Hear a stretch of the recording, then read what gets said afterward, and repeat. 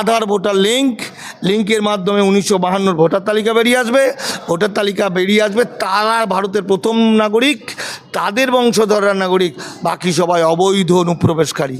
তো বুঝতেই পারলো না, মানুষ একত্রিতই হলো না। মানুষ সারাদিন হিন্দু মুসলমান করলো, কিন্তু হিন্দু আর মুসলমান যদি জোটটা বাঁধত তাহলে এই বিপদটা আসতো না। শুভেন্দু অধিকারীর মতো কিছু নরখাদক, বেঈমান, দেশদ্রোহী, বদমাইশ যারা এটা মানুষকে ভুল বোঝালো। ইলেকশন কমিশন অফ ইন্ডিয়া দেখে নিন, এখানে কি বলে দিল, while as per the article 326 of the constitution of India, voting right can only be given to a citizen of India. Aadhaar card only establish the identity of a person. আধার কার্ডটা নাগরিকত্ব নয়, একটা মানুষের আইডেন্টিটি, পরিচয়। আর voter কার্ডটা কারা পাবে? যারা সিটিজেন অফ ইন্ডিয়া। আর এই দুটো কিভাবে পাবে? তার জন্য আধার এবং ভোটার কার্ডের লিঙ্ক করতে হবে। আর লিঙ্ক করলো মানে ধরা পড়ে গেল। এটা এনআরসির বাবা, এটাও এক টাইপের, মানে এনআরসির চেয়েও বড় ভয়ঙ্কর। আর এটাতে যে আমার দেশভাগে বলি হওয়া অসংখ্য মানুষ বিপদে পড়ে যাবেন, লক্ষ কোটি মানুষ বিপদে পড়ে যাবেন। আর সেই বিপদটাকে কারা ফেলে দিল? ভারতবর্ষের সবচেয়ে মারাত্মক খবর। তার মানে এই কাগজ থেকে প্রমাণ হচ্ছে আর কিছুদিনের মধ্যে, মানে কয়েক সপ্তাহের মধ্যেই প্রকৃতপক্ষে নাগরিকদের নির্বাচন করবে। নাগরিকরা ভোটে দাঁড়াবে, নাগরিকরা চাকরি করবে, নাগরিকরা নাগরিক পরিষেবাগুলো পাবে। আর বাকি সবাই অবৈধ অনুপ্রবেশকারী, তাদের জন্য শাস্তি, তাদের জন্য মারধর, তাদের জন্য পুশব্যাক, তাদেরকে মানুষ বলেই স্বীকার করা হচ্ছে না। অথচ এবারের ভোটে ভুয়ো ভোটার নিয়ে একটা তরজা চলছিল যে অনেক ভুয়ো ভোটার আছে, অনেক ভোটার কার্ড বাতিল হতে পারে। তো এবারে ভোটটা কেমন হবে কি মনে হচ্ছে? দেখুন, আমার কাছে খুব আশ্চর্যের বিষয় হচ্ছে ভূতের মুখে রাম নাম। মানে সব নেতারাই এতদিন পরে বুঝতে পারছে যে ভুয়ো ভোটার বলে কিছু হয় না। মানুষটা তো ভুয়ো নয়, এক। আর দু নম্বর মানুষটা মানুষ। দুই হচ্ছে যে ভোটার কার্ডটা তার কাছে থাকে, সে কার্ড, সেটা গভর্নমেন্টেরই কার্ড। সে কার্ডটা তো জেরক্স করা নয় যে জেরক্স করে ল্যামিনেশন করে দিয়ে দিলাম। তাহলে সেখানেও একটা অরিজিনাল এপিক নাম্বার থাকে। তাহলে ভুয়োটা কোনটা? তাহলে ভুয়ো মানে হচ্ছে তা, আর যে সেই যে ভুয়ো, তাহলে সেই ভুয়োটা যদি আমাকে জিজ্ঞাসা করেন, আমি এক যে নাগরিকত্ব বিষয়ের গবেষক হিসাবে, আমাকে যদি বলেন, তাহলে ভাবের ঘরে চুরি মনে হচ্ছে আমার। তার কারণ মুখ্যমন্ত্রী মমতা বন্দ্যোপাধ্যায়ও জানেন, ছাদের উপরে উঠে দু চোখ খুলে তাকালেই যা দেখবো বেশিটাই ভুয়ো, বা বেশিটা না হলেও অর্ধেকটা ভুয়ো। এই যে আমি কোর্টে দাঁড়িয়ে আছি, যত লোক দেখা যাচ্ছে, এই লোকের মধ্যে একটা বিরাট অংশ ভুয়ো। ভুয়ো মানে কি? ভুয়ো মানে হচ্ছে যে আমাদের সংবিধানের 326 নম্বর ধারায় বলছে যে যখন নাগরিকদের 18 বছর বয়স হবে তখন সে ভোটাধিকার পাবে। আমাদের জনপ্রতিনিধিত্ব আইন 1950-এ বলছে জনগণ মানে যারা নাগরিক তারা ভোট দিয়ে জনপ্রতিনিধি নির্বাচিত করবে। তাহলে দেখুন কথাটার মধ্যে একটা শব্দ বেরিয়ে আসছে, নাগরিক, ইংরেজিতে সিটিজেন। তাহলে ফার্স্ট কথা হচ্ছে সিটিজেন যারা, তারাই ভোটাধিকার পাবে। তাহলে হু ইজ সিটিজেন? সিটিজেন কে? তা সিটিজেন কে, এই দ্বন্দ্বটা আমাদের মধ্যে রয়ে গেছে। মানুষ বোকা, তাই ভাবতে পারছে না। মানুষকে বলছে, ইল্লিগাল মাইগ্রেন্টকে বলছে তুমি শরণার্থী, সে মনে করছে আমি শরণার্থী। শরণার্থীকে মনে করছে তুমি নাগরিক, সে মনে করছে নাগরিক। আসলে নাগরিক, শরণার্থী, ইল্লিগাল, এই বিষয়গুলো মানুষের কাছে পরিষ্কার নয়। এটাই ব্রাহ্মণ্যবাদী চক্রান্ত। স্বাধীনতার পর থেকে আস্তে আস্তে মানুষের মাথাটা খেয়ে নেওয়া হয়েছে। নাগরিককে, তাহলে নাগরিকরা ভোট দিতে পারবে। নাগরিককে সংবিধানের 5 নম্বর আর্টিকেলে বলে দিচ্ছে, সংবিধান প্রকাশের আগে থেকে যাদের ভারতবর্ষে জন্ম, বা আগে থেকে যারা 5 বছর বাস করছে, বা তারপর যার বাবা অথবা মায়ের মধ্যে একজন সংবিধান প্রকাশের আগে ভারতের জন্ম নিয়েছে। দুজন বাঙাল হলে হবে না কিন্তু, তাই তো? তারা নাগরিক, তাহলে বাকিগুলো নাগরিক নয়। অথবা যারা 1952 সালের ভোটার, যে আইনটা পাস হয়েছিল, passport act, foreigners act, British যুগের, সেই পাসপোর্ট অ্যাক্ট, ফরেনার্স অ্যাক্ট অনুযায়ী যারা নাগরিকত্ব সার্টিফিকেট নিয়েছেন, সিটিজেনশিপ সার্টিফিকেট তো মানুষের কাছে আছে, অনেকের কাছে, তারা নাগরিক। তার বাইরে কেউ নাগরিক নয়। গল্পটা এখানে।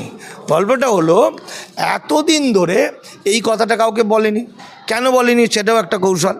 এমনকি এই যারা ভোটে দাঁড়াচ্ছে, এই যে যারা আমাদের দেশের এমএলএ, এমপি, পঞ্চায়েত প্রধান, কাউন্সিলর, নেতা, মন্ত্রী, এদের অন্তত 40% ইল্লিগাল মাইগ্রেন্ট, যে পার্টিরই হোক। অন্তত 40% হচ্ছে অবৈধ অনুপ্রবেশকারী। আচ্ছা, যে লোকটা অবৈধ অনুপ্রবেশকারী, সে নাগরিক নয়, সে তো জানে যে সে বাংলাদেশে ক্লাস 9-এ পড়তে এখানে এসে ভর্তি হয়েছে। বাংলাদেশ থেকে এখানে এসে একটা বাবা সাজিয়ে নিয়ে নিজের নামটা করে দিয়েছে, সে তো জানে, কেউ জানুক আর না জানুক। তাহলে সে তো জানে আমি 2 নম্বরই করেছি। তাহলে একটা 2 নম্বরই মানুষ কি করে মানুষকে সঠিক পথে নিয়ে যাবে? একটা 2 নম্বরই মানুষ যখন মন্ত্রী হবে কি করে সঠিক আইন তৈরি করবে? সে তো সবসময় ভয় থাকবে, এই আমি ধরা পড়ে গেলাম, এই আমি ধরা পড়ে গেলাম। সেই জন্যে প্রতিটি রাজনৈতিক দল অবৈধ অনুপ্রবেশকারীদের টিকিট দিয়েছে। আমাদের যেমন সিপিএমের সুজন চক্রবর্তী, অধীর চৌধুরী, তৃণমূলের প্রচুর, এ তো অবৈধ অনুপ্রবেশকারী। এরা সব সময় রাষ্ট্রের পক্ষে ভয়ে থাকবে, এই বুঝি ধরা পড়ে গেলাম, এই যে অসীম সরকার, এই যে এমপি জগন্নাথ সরকার, এই যে স্বপন মজুমদার এমএলএ, এরা সবাই ইললিগাল মাইগ্রেন্ট। আমি তো আপনার মিডিয়ার সামনে চিৎকার করে জোরে বলতে পারছি, ওদের বাপের ক্ষমতা থাকে একটা মামলা করে দেখুক আমার বিরুদ্ধে। মামলা করবে, বাড়ি ঘর ছেলেপিলে নিয়ে ফেসে যাবে। তার কারণ ওকে গিয়ে প্রমাণ করতে হবে নাগরিক। তার মানে ওকে 48-এর আগে ভারতের নাগরিক প্রমাণ করতে হবে বাস করছে, বা 1952 সালের ভোটার তালিকায় বাবা দাদুর নাম দেখাতে হবে, অথবা সিটিজেনশিপ সার্টিফিকেট দেখাতে হবে। এইবার এটা সবাই জানতো। এই আমার ভারতবর্ষ যারা চালনা করেছে বেশিটা বর্ণ হিন্দু, তারা হিন্দু রাষ্ট্র চায়, মানে আর্য রাষ্ট্র। তারা জানে ঠিক 2025-এর আগে এমন একটা গোলতাল পাকিয়ে দেবো, অবৈধ অনুপ্রবেশকারীরা মনে করবে তাহলে বাঁচতে হবে। তাহলে যেই বলে দিল তোরা নাগরিক ন, সিয়ে চাই, এরা একবার লাফাতে লাগলো, সব বিজেপি হয়ে গেল। দেখে মনে হচ্ছে তৃণমূল, দেখে মনে হচ্ছে কংগ্রেস, দেখে মনে হচ্ছে সে সিপিএম, আসলে পাকা বিজেপি। মনে মনে একদম গুরুদেব জিনিস, শুভেন্দুর ভাই, ঠিক আছে। ওদের তারপরে কি হচ্ছে, ওরা মনে মনে তো সব বিজেপি।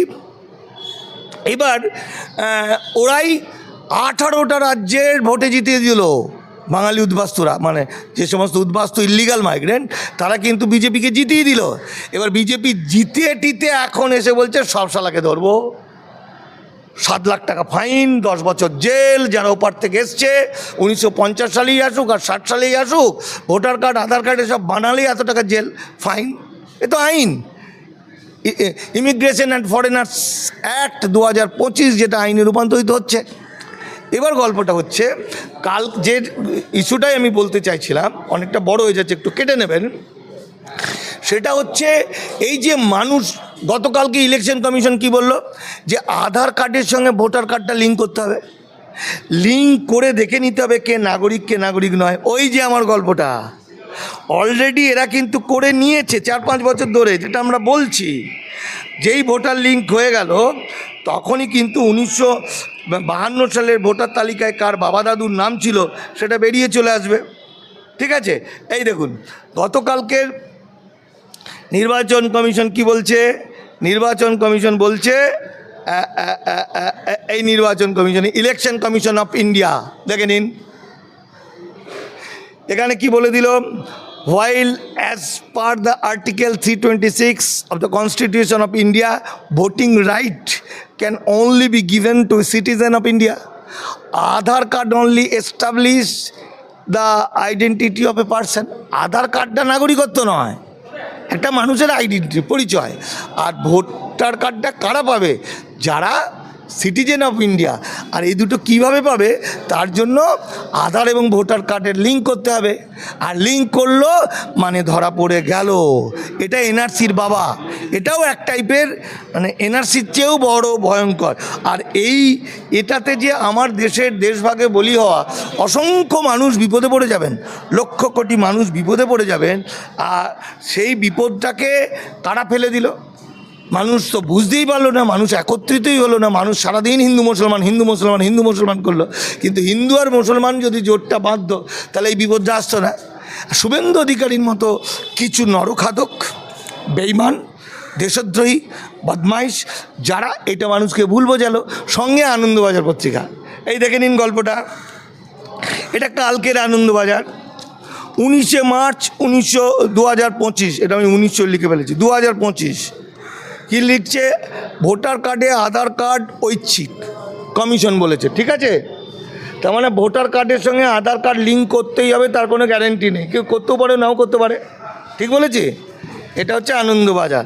আবার কালকেরই এই দেখুন 19 মার্চ 2025, এটা এই সময় পত্রিকা, এটা কি বলছে আপনি আবার পড়ে দিন, তাহলে বুঝতে পারা যাবে। এপিক আধার সংযুক্ত করার সিদ্ধান্ত কমিশনের। তাহলে কি হলো, এপিক মানে ভোটার কার্ড, আধার সংযুক্ত করা হবে সিদ্ধান্ত নিল কমিশন। হ্যাঁ, তাহলে আনন্দবাজার যেটা বললো এটা বললো কোনটা ঠিক, তাহলে এ যেটা বললো এর 100% ঘুরে এ বললো, তার মানে এও জালি করে দিচ্ছে জনগণকে, আনন্দবাজারকে। আর এও করে, কিন্তু এ কিছুটা সত্যি কথা বলেছে। কিন্তু সবচেয়ে বড় কথা হলো আসল কাগজটা আমরা দেখে নিলাম, আপনাকে দেখিয়ে দিলাম, যেটা নির্বাচন কমিশন বলেছে। অর্থাৎ এখন এই ভোটের কতটা করতে পারবে জানি না, কিন্তু এই শুরু হয়ে গেল আধার ভোটার লিঙ্কের মাধ্যমে 1952 ভোটার তালিকা বেরিয়ে আসবে। ভোটার তালিকা বেরিয়ে আসবে, তারা ভারতের প্রথম নাগরিক, তাদের বংশধররা নাগরিক, বাকি সবাই অবৈধ অনুপ্রবেশকারী, অর্থাৎ যাদের সিটিজেনশিপ সার্টিফিকেট নেই আর যাদের 48 সালের আগে দলিল নেই। তাহলে এটা হচ্ছে এই সময়কার সবচেয়ে গুরুত্বপূর্ণ খবর, এই ভারতবর্ষের সবচেয়ে মারাত্মক খবর। তার মানে এই কাগজ থেকে প্রমাণ হচ্ছে আর কিছুদিনের মধ্যে, মানে কয়েক সপ্তাহের মধ্যেই প্রকৃতপক্ষে নাগরিকদের নির্বাচন করবে, নাগরিকরা ভোটে দাঁড়াবে, নাগরিকরা চাকরি করবে, নাগরিকরা নাগরিক পরিষেবাগুলো পাবে, আর বাকি সবাই অবৈধ অনুপ্রবেশকারী, তাদের জন্য শাস্তি, তাদের জন্য মারধর, তাদের জন্য পুশব্যাক, তাদেরকে মানুষ বলেই স্বীকার করা হচ্ছে না। অথচ এই মানুষগুলোর রক্ত ঘাম পরিশ্রম দিয়ে আমার ভারতবর্ষটা তৈরি হয়েছে, আমার বাংলাটা তৈরি হয়েছে। শুভেন্দু অধিকারীর মতো শয়তানরা এই বিষয়টাকে মানুষকে বুঝতে না দিয়ে, মানুষকে আন্দোলন বিমুখ করে দিয়ে সবাইকে ফাঁসিয়ে দিল। এটার ভবিষ্যৎ কি হবে? এত এত মানুষের ভবিষ্যৎ যে অনিশ্চিত হয়ে গেল। দেখুন, এই মুহূর্তে ভবিষ্যৎ যেটা দেখা যাচ্ছে সেটা শুধু পশ্চিমবঙ্গ দেখলেই তো হবে না, ভারত দেখলে হবে না, সারা পৃথিবীটা দেখতে হবে। সারা পৃথিবীটা এখন কর্পোরেট দালাল, কর্পোরেট হাঙুরদের দখলে। কর্পোরেট হাঙুররা চায় তাদের প্রোডাকশন কস্ট কমাতে, চীনের সঙ্গে কম্পিটিশনে পারছে না ইউরোপ কান্ট্রির বহু দেশ।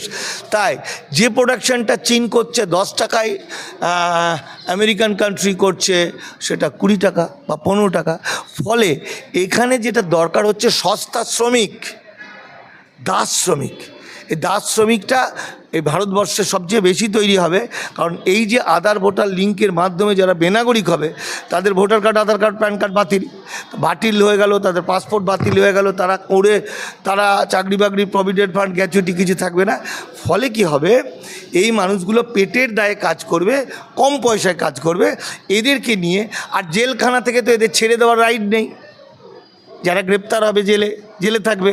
কিছু কিছু এলাকাকে ডিটেনশন ক্যাম্প ঘোষণা করবে, আবার কিছু লোক হয়তো ছাড়া অবস্থায় থাকবে, সুযোগ সুবিধা বঞ্চিত। যে লোকটার ভোটার কার্ড, প্যান কার্ড, আধার কার্ড থাকছে না, সেই লোকটা তো বেসিক্যালি তো ডিটেনশন ক্যাম্পেই আছে, হ্যাঁ, সে তো কোথাও যেতে পারবে না। ফলে এই মানুষগুলো পেটের দায়ে ঘুরঘুর করবে। হয়তো 10-20 বছর তারা হয়তো জমানো টাকা ওর কাছে চেয়ে চিন্তে করে বাঁচবে, কিন্তু ধীরে ধীরে ধীরে এরা যাযাবরের মতো আকার ধারণ করবে, এবং এদেরকে ধরে ধরে ভারত সরকার বা বিভিন্ন কোম্পানিকে কন্ট্যাক্ট দেবে। কোম্পানিরা পৃথিবীর বিভিন্ন জায়গার লেবার সাপ্লাই করবে, সে সুইজারল্যান্ডেই হোক, সে ব্রাজিলেই হোক, হল্যান্ডেই হোক, আমেরিকায় হোক, ভিয়েতনামে হোক, সমস্ত জায়গা, বা কি চীনেই হোক, সমস্ত জায়গার লেবার সাপ্লাই দেবে। তারই কাজ শুরু হয়েছে, যেটা আমরা দীর্ঘদিন ধরে বলে এসেছি বলে গালাগালি খেয়েছি। যাদের বাঁচাতে চেষ্টা করেছি তারা আমাদের সারাদিন গালাগালি দিয়েছে, ঠিক আছে। এখন আমরা অনেকটা হতাশ হয়ে পড়েছি।